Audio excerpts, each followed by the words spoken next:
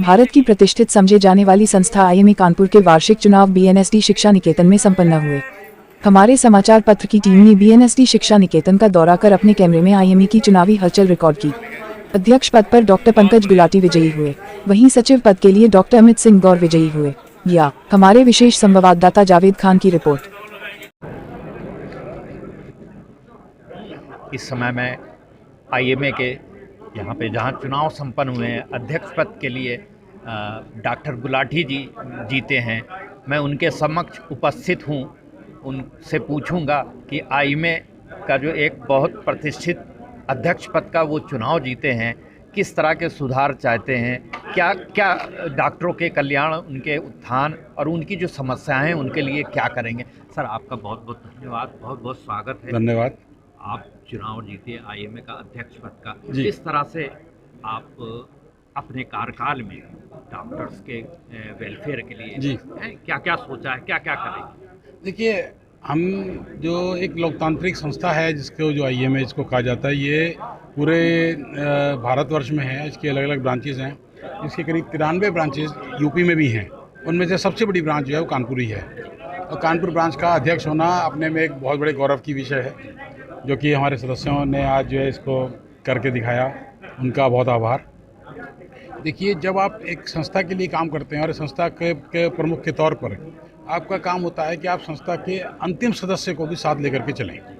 जब आपको समस्याएं हैं तो उन समस्याओं के लिए आपको सबसे पहले उन समस्याओं की जड़ तक जाना पड़ेगा, और उस जड़ तक जाने के लिए आप अकेले कुछ नहीं कर सकते। आपको ज़रूरत पड़ेगी अपने सदस्यों की सहभागिता की। जो सदस्य जो कष्ट में है और जब तक हमसे जुड़ेंगे, जब तक हमें बताएंगे और हम उनको अपनी बात कह पाएंगे, उनको हमारी अपनी बात कह पाएंगे, तभी संभव है, नहीं तो संभव नहीं है। तो हमें पहला काम हमारा ये होगा कि हम सब सदस्यों को जा कर के जोड़ें।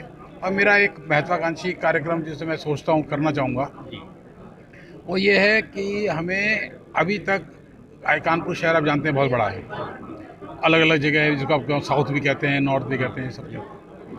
हम इसमें ये करना चाहेंगे कि हम IMA at the members door step जाएं। मतलब आईएमए के बाद मेंबर ना आए, हम आईएमए के बाद मेंबर के पास जाएं और मेंबर से जाके हम बात करें कि ये मेंबर के पास जाएं, मेंबर उसको समझे कि क्या कैसे है ये सब इसको। और हमारा मतलब किसी भी तरह से मेंबर को ये महसूस करवाना है कि किसी भी तरह से हमको साथ में मेंबर को साथ लेके चलना और मेंबर के लिए ही काम करना है। हमें और कोई अपना कोई वो ग्लोरिफिकेशन अपना करें या उसका कोई उद्देश्य नहीं। हमारा काम, हम यहाँ पे हमको मेंबर ने चुन के भेजा है अपने उनकी मदद करने के लिए, उनको जोड़ के रखने के लिए हम उतना ही कार्य करेंगे। वही हमारा उद्देश्य होगा। उसके बाद जैसा में सदस्य चाहेंगे, जिस तरह से हमारी सहभागिता चाहेंगे, जिस तरह से सदस्यों की।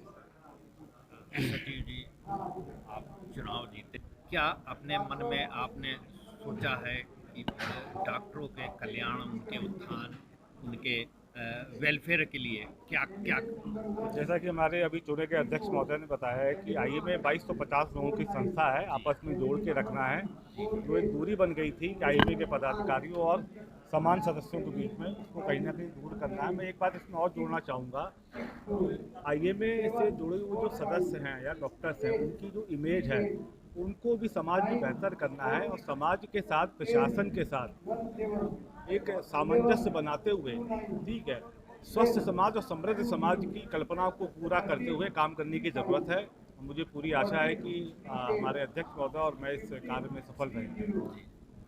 छोटी समस्याएं हैं आईएमए के सदस्यों की, क्लिनिक रजिस्ट्रेशन, हॉस्पिटल के रजिस्ट्रेशन, प्रशासन के साथ में, जिला प्रशासन के साथ में सामंजस्य स्थापित करते हुए छोटी दिक्कतों को दूर करने की कोशिश आईएमए के द्वारा की जाएगी। जैसा कि हमारे अध्यक्ष महोदय ने बताया है कि हम किसी को पेनलाइज नहीं कर सकते हैं, लेकिन उनकी जो समस्याएं हैं उनको उठाई जा सकती है। हाँ, उनकी समस्याओं के लिए आवाज़ उठाई जा सकती है, और प्रशासन के साथ में सामंजस्य स्थापित करते हुए उनके सदस्यों के हितों के लिए काम किया जा सकता है। बहुत बहुत धन्यवाद।